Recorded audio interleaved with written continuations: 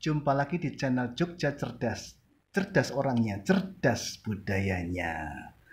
Kita lanjut belajar tentang keistimewaan daerah istimewa Yogyakarta. Paling mudah belajar dari 5W 1H. What, who, where, when, why, how. Dan kita sudah belajar tentang what, sekarang belajar tentang who. Siapa saja di dalam keistimewaan daerah istimewa Yogyakarta itu. Yang pertama kita akan melihat sebetulnya siapa sih pemimpin di dalam keistimewaan daerah istimewa Yogyakarta. Nah, ini menarik dan ini unik dan ini menjadi letak keistimewaan daerah istimewa Yogyakarta. Jadi di Yogyakarta ada dua kerajaan, satu Kasultanan Ngayogyakarta Hadiningrat, dan yang kedua adalah Kadipaten Pakualaman. Kasultanan rajanya adalah Sultan Hamengkubuwono. Sekarang yang bertahta Sultan Hamengkubuwono ke-10. Dan Pakualaman atau Kadipaten Pakualaman rajanya, adipatinya adalah Sri Pakualam. Sekarang di tahun 2021 ini Sri Pakualam yang ke-10.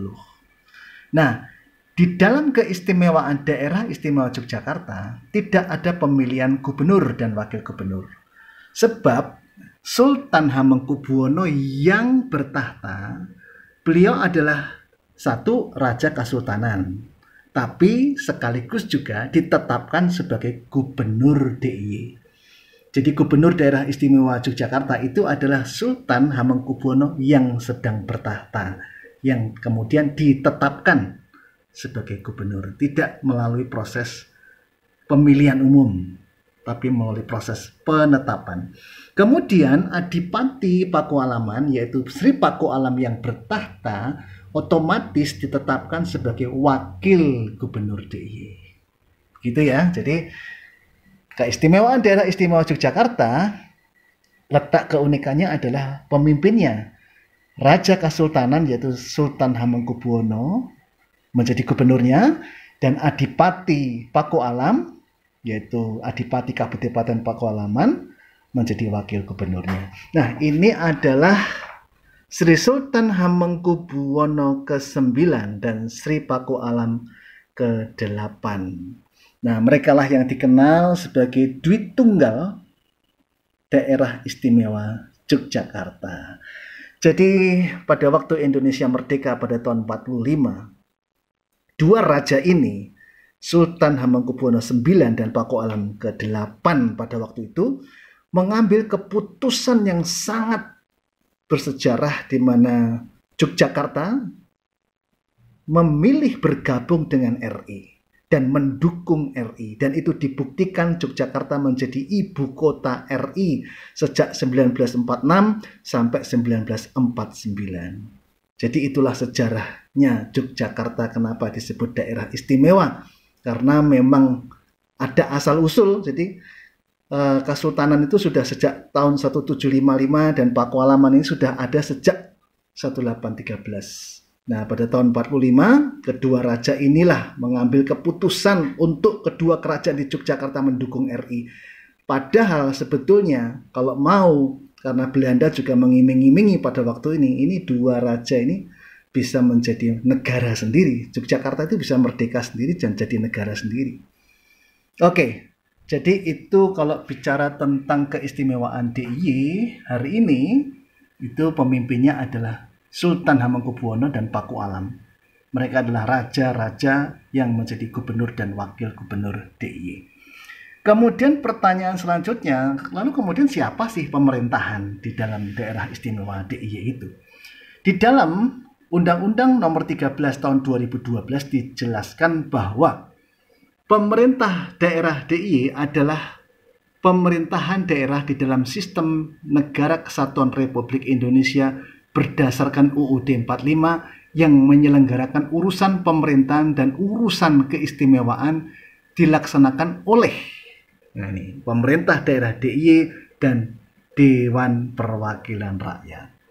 Nah, jadi pemerintahan DIY ini ada Pemda dan ada DPRD. Gitu.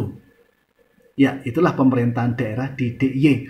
Dijelaskan juga bahwa Dewan Perwakilan Rakyat Daerah DIY, DPRD DIY, selanjutnya disebut DPRD DIY, adalah lembaga perwakilan rakyat daerah sebagai unsur penyelenggara pemerintahan daerah. Nah, jadi kita sudah tahu bahwa tujuan dari keistimewaan DIY itu adalah salah satunya adalah menciptakan pemerintahan yang demokratis. Nah, disinilah letak demokratisnya. Di satu sisi ada raja Kasultanan yaitu Sultan Hamengkubuwono otomatis jadi gubernur, Adipati Pakualam otomatis jadi wakil gubernur, tetapi bukan berarti tidak demokratis. Karena pemerintahan DIY itu di samping ada gubernur dan wakil gubernur, tetapi ada juga DPRD yang berkolaborasi dengan pemerintahan daerah. Nah, disinilah makanya ini menjadi jaminan bahwa Yogyakarta itu adalah daerah istimewa yang demokratis. Itu poin penting ya. Kemudian ini menarik lagi bahwa di dalam sistem daerah istimewa Yogyakarta ini ada siapa-siapa saja yang menjadi pemangku dari keistimewaan DIY. Siapa saja pengampu keistimewaan DIY.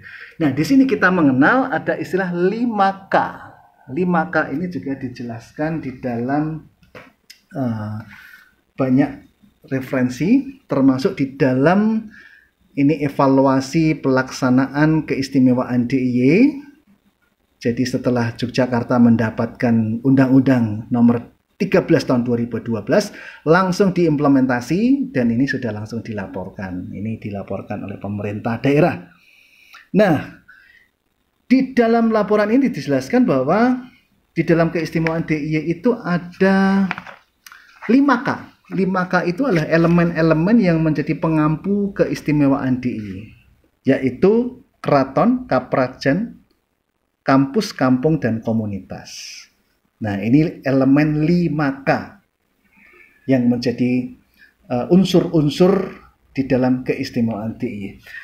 K yang pertama adalah keraton. Nah, keraton ini berbicara tadi itu Kasultanan Ngayogyakarta Hadiningrat dan Kadipaten Pakualaman. Ini menjadi elemen khusus dan salah satu tujuan keistimewaan DIY adalah melembagakan keraton ini menjadi basis budaya. Dan keraton ini pula lah yang mensuplai kepemimpinan di mana sultan yang bertahta dan Pakualam yang bertahta itulah yang menjadi gubernur dan wakil gubernur. K yang kedua disebut kaprajan. Kaprajan itu berbicara tentang pemerintah daerah. Nah, pemerintah daerah kita tadi sudah tahu ada Pemda yaitu gubernur dan perangkatnya dan ada DPRD DIY. Jadi kaprajan ini adalah sistem yang demokratis karena ada kepemimpinan dan ada demokrasi, ada wakil-wakil rakyat di situ. Yang DPRD di Yogyakarta bukan ditunjuk tetapi dibentuk melalui proses pemilu, jadi pileg tetap ada di Yogyakarta. K yang berikutnya adalah kampung, karena kampung ini menjadi basis kehidupan masyarakat. Ini bicara tentang desa, tentang kota, kampung di kota dan desa-desa. Ini menjadi basis karena masyarakat Yogyakarta ini adalah masyarakat yang berdasar pada kehidupan yang real berbasis masyarakat. Kemudian K yang berikutnya adalah kampus. Kampus ini berbicara tentang kekuatan khusus daerah istimewa Yogyakarta. Ini golongan akademisi dan cendekiawan. Nah, kampus ini penting sebab kelahiran dari keistimewaan daerah istimewa Yogyakarta ini sejalan seiring dengan perkembangan kampus. Di mana ketika Indonesia pemerintahannya ada di Yogyakarta, ini langsung dulu dibentuk ya Universitas Gadjah Mada. Dan Universitas Gadjah Mada yang sekarang menjadi yang pertama ratingnya di Indonesia ini dulu berawal dari keraton juga. Jadi keraton ini menjadi embrio dari Universitas Gadjah Mada. Dan tentu bukan hanya Gadjah Mada saja kalau bicara Yogyakarta, tapi ada banyak sekali kampus dan sekolah dan dunia pendidikan itu menjadi kekuatan penting dalam keistimewaan daerah istimewa Yogyakarta. K yang keempat komunitas, ini berbicara tentang bermacam-macam kelompok masyarakat, ada macam-macam kelompok usaha, kelompok kesenian, termasuk kelompok keagamaan.